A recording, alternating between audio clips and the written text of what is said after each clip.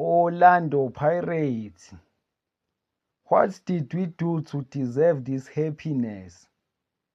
We've won MTN 8 for the fourth time in a row. We are so happy for this team.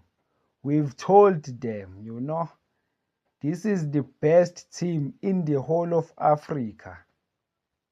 Orlando Pirates, I'm impressed. You see this team, number one in the country, this one.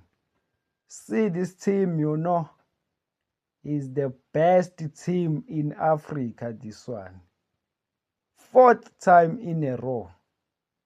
They must just rename this cup and call it Orlando Pirates MTN 8.